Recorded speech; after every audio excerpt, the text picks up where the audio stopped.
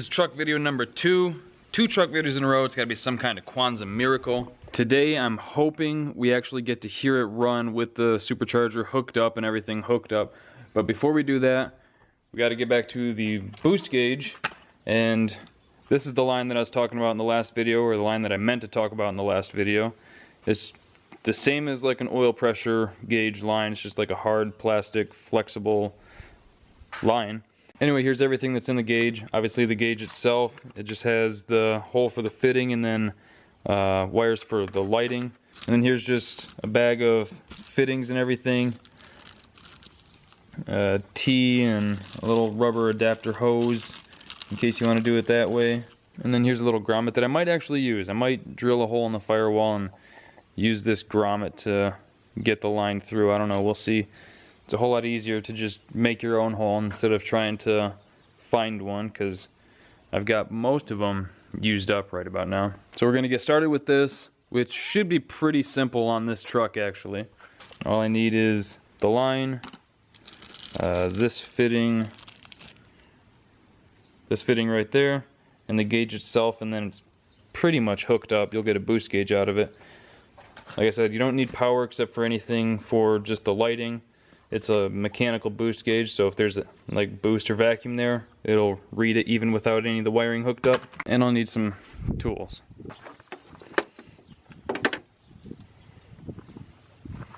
Let me set this. I was literally just about to say, let me set that somewhere I'm not going to lose it, and then I immediately fucking drop it. Thankfully it fell all the way through. I'll just put it in my pocket. All I gotta do is just pull this fitting out, and then the one that I just dropped should screw right into there. And then we'll take this line, route it into the truck, and then route it up to the gauge up there.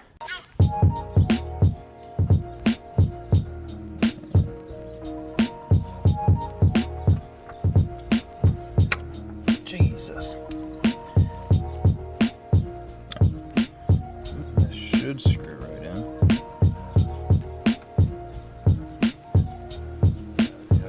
Hey, same thread, that's always good.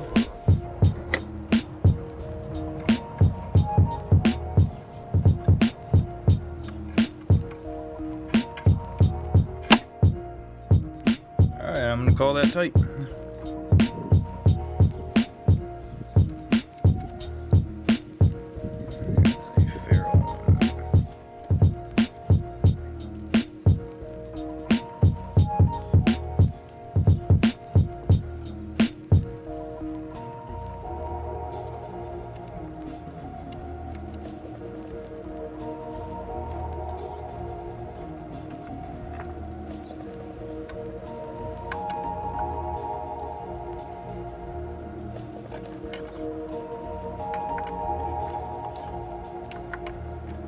I'm sure most of you guys already know this trick, but if you don't, let me enlighten you. It makes things a lot easier. It's really difficult to just push something like this through a grommet in the firewall.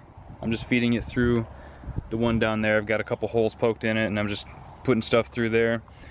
It's not ideal, but it's not the worst thing ever. Anyway, what you can do is take a really stiff wire like this one, and then tape whatever you're trying to get through the firewall to that. You can push the stiff wire through, and then you can go in and pull this one right through it. Here is the stiff wire. Now if I keep pulling and assuming that the tape holds, you can feel we're at the tape now. And there we go. There's vacuum line, or in this case boost line. Well, I guess it's going to be a little of both, isn't it? Alright, we got the whole thing through. That was actually way easier than I was expecting it to be, and there is just barely enough length on this hose there to make it, like, that is as far as it comes out. But luckily that's all I need.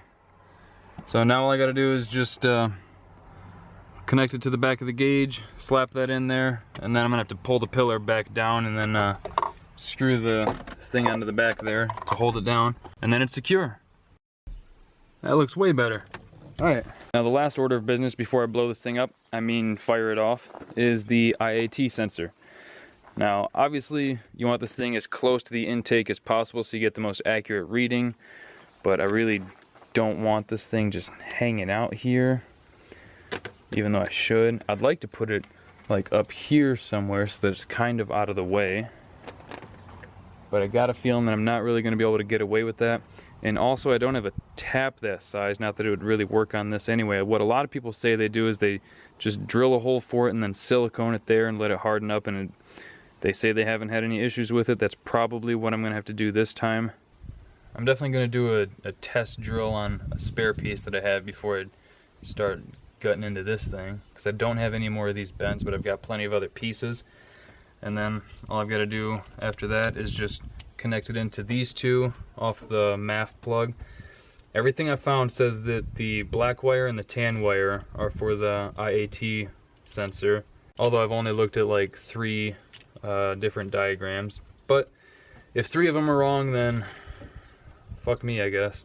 Let's find a test piece and drill that.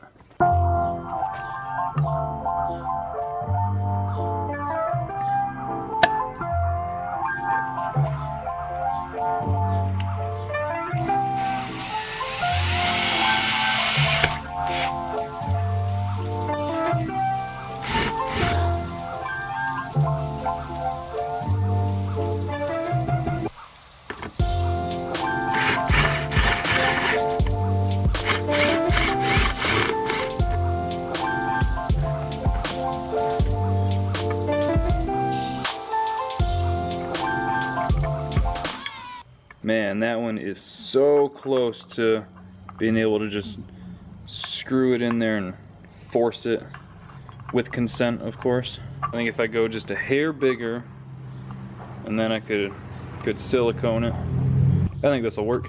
So the question now is, do I keep testing and make sure I get everything right, or do I just send it? Ah, heck guys, we sent it. But actually I think it turned out pretty good. I got it so that it is actually screwed in, and you can see that it's in there a pretty decent amount, if that shows up. So I think what I'm going to do is leave it right there, and then I'll probably do like that silicone shit right around that seam, and then let that tack up and harden completely, and then I think it should be good, because then it'll have the added effect of being threaded in and sealed in. So fingers crossed, that should be good, and then really all that's left is just tuning.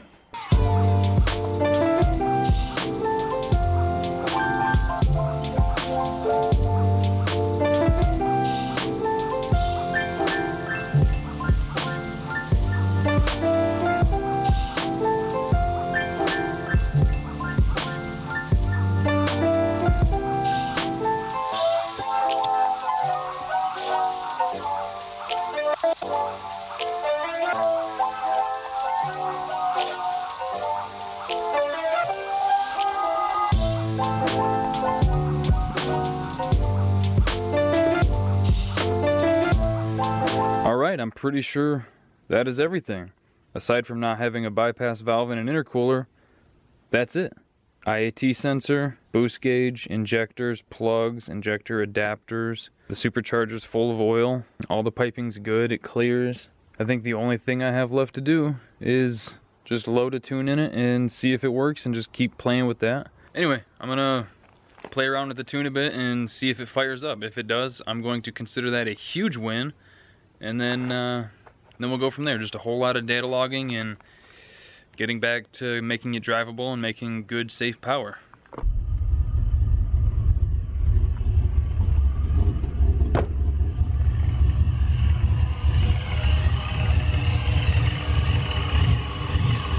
Well, it's alive.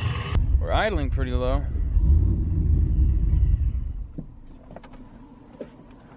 Ruh-roh. As soon as I give it any throttle, it dies. Alright, so I got that figured out. When I put the engine cover back on and I wiggled it, it unplugged the map sensor. So it would idle, but whenever I gave it any gas, it would just die. I thought that I got a bad map sensor. I was going to put the old one in just to see, and when I took the engine cover off, I noticed it was unplugged. Plug that back in. It runs. It doesn't really want to idle just because it's running so rich right now. If I play with the pedal, it'll stay running. I could probably drive it around, but I don't think it's very smart to. Almost 8 o'clock right now, so I think I'm going to call it a day. Probably come back tomorrow, something like that, and look at some of the logs I have now, see if I can make some adjustments, come back tomorrow, put a new tune in it, see if it does any better, and then just keep chipping away at it. I did send an email to I think it's Baker Performance near like Holland, Michigan. They do a lot of tuning and stuff, just to see if this is something that they would want to tackle. It's a lot more money than I would want to spend. It's $600 for a dyno tune, but something like this, I'd like to, if I don't think I can figure it out enough, I'd like to have someone more skilled than I with a lot more experience, someone who actually knows what they're doing, take a look at it so I don't blow it up. But we'll see. That's going to do it for today's video. Thank you guys for liking, commenting, and subscribing. I'll see you next time.